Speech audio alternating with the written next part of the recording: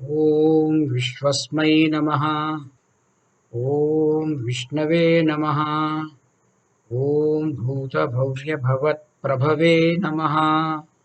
ॐ पुण्यश्रवणकीर्तनाय नमः।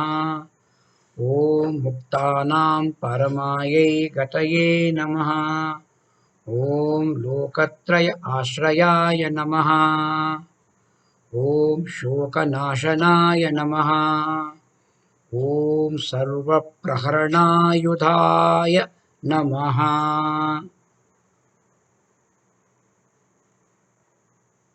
36th verse of Sri Vishnu Sahasranama. Skandः स्कन्दधरो दुर्यः वरदो वायुवाहनः वासुदेवो बृहद्भानुः आदिदेवः पुरन्दरः। स्कन्दः स्कन्दधरः दुर्यः वरदः वायुवाहनः वासुदेवः बृहद्भानुः आदिदेवः पुरन्दरः। ॐ स्कन्दाय नमः। ॐ स्कन्दधराय नमः। ॐ धुर्याय नमः। ॐ वरदाय नमः। ॐ वायुवाहनाय नमः। ॐ वासुदेवाय नमः। ॐ बृहद्भानवे नमः। ॐ आदिदेवाय नमः। ॐ पुरन्दराय नमः। Skandaha. Skanda is one of the names of Lord Subramanya, the younger son of Lord Shiva, who is the commander-in-chief of the army of the Devas. Skanda means the Lord whose glory is expressed through Subramanya. Skandati means free-flowing. The Lord's love, affection, and blessings and benevolence flows like the nectar to bless devotees. Skandaha also means one who dries up in the form of wind. He dries up the evil-minded mercilessly. In order to realize the self, the different personality layers in the seeker should be completely integrated. The Supreme Lord is the supporter of all virtuous beings. He is called Skandadharaha. Skandadharaha is one who upholds righteousness, who supports the virtuous, who rescues the virtuous, who protects the virtuous from the evil-minded, negative forces. One who fathered Lord Subramanya, meaning Skandadhara also means one who fathered Lord Subramanya, that is Lord Shiva, Parameshwara. In Bhagavad Gita, Krishna identifies himself with Skanda. He says, among the commanders of armies and Skanda, Purodhasam cha mukhyam mam vidhi parthas bruhaspatim सेनानीनामहं स्कन्दः sarasam asmi sagaraha. The same verse we had earlier seen, trying to explain that the Supreme also identifies himself with the ocean. In this verse, we are seeing the third part of this verse. Senaninam aham skandaha. Among the commanders of armies and skanda. The Supreme Lord takes the responsibility for creation, sustenance, and annihilation, for dissolution. He bears a very big responsibility. So, he is called Duryaha, bearer of the yoke. The Lord is the one who carries the responsibilities of creation, sustenance, and annihilation, dissolution of the entire world of reality. Plurality. One who carries out his function systematically without any hitch is Mahavishnu, described here as Duriyaha. Having created the beings, he remains the bestower of boons. He takes care of the beings that he has created. He gives blessings. Varadaha. Varadaha is one who blesses all true devotees and fulfills their requests for boons. It also means one who gives the best in life. Vara means best. Anything that is superlative, anything that is best, that is what is given by Supreme, is called Varadaha. Actually, most of the deities are represented with one hand in what is called a Varada Mudra. Other is called Abhay Mudra. Abhaya is giving protection, Varada is giving boons and blessings. Such a all pervasive and authority who is controlling and regulating is called Vayuvahanaha. Symbolically, he is regulating all the great winds. The movement of air in the atmosphere has been classified under seven types. They are called Sapta Maruts. He is also called Sapta Marutaha, the inconceivable might and power of the wind and their life sustaining abilities. These are derived from Mahavishnu. We all know how powerful the wind is, how important the wind is. Wind, air, prana within the individual beings. These are symbolized. These are also manifestations of Mahavishnu.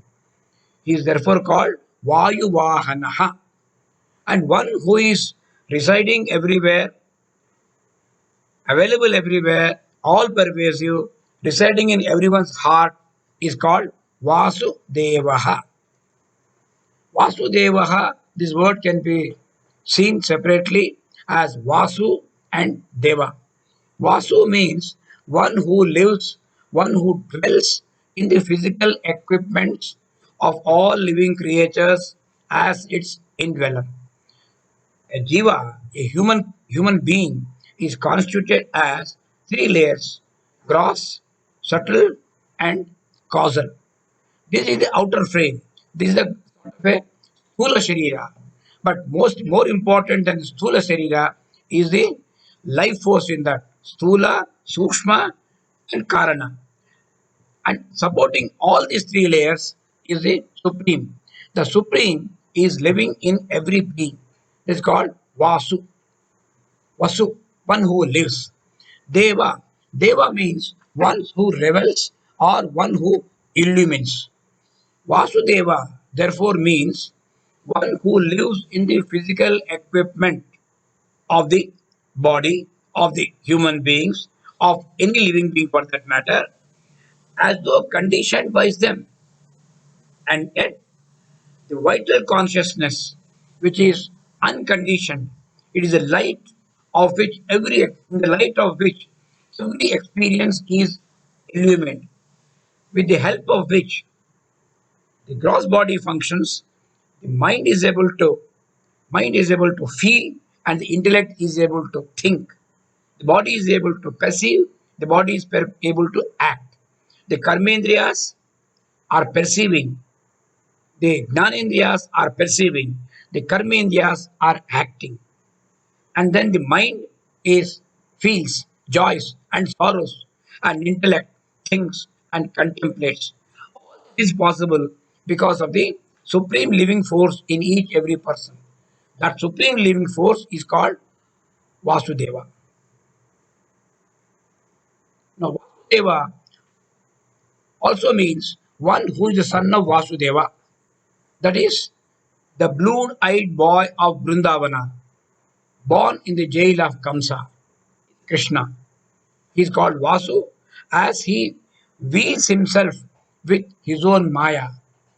When Mahavishnu manifests or is born as the as a baby to mother Devaki, he appeared in Chaturbhujakara like Mahavishnu, but then he wheeled himself into a ordinary small human baby, and that he does with his own Maya.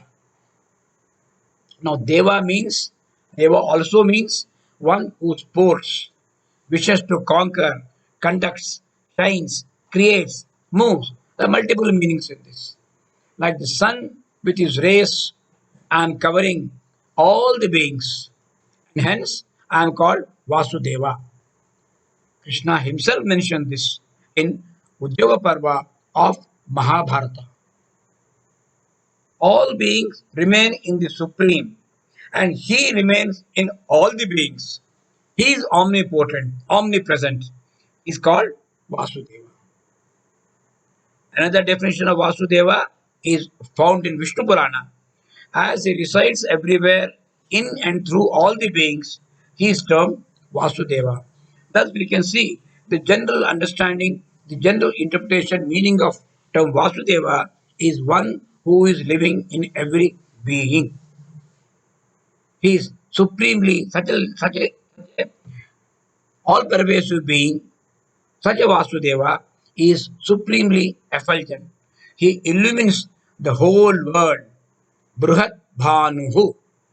Bruhat Bhanuhu, supremely effulgent, one possessing endless rays. Like the sun, the way sun illumines the entire world with his rays, the supreme being enlight illumines the entire universe because the great rays, he functions as the great rays in the sun, moon, and others. The light of the sun, the brightness of the sun, the pleasant coolness of the moon, or even the glow of the fire, all these are derived, all these are given, all are the blessings of Supreme Being.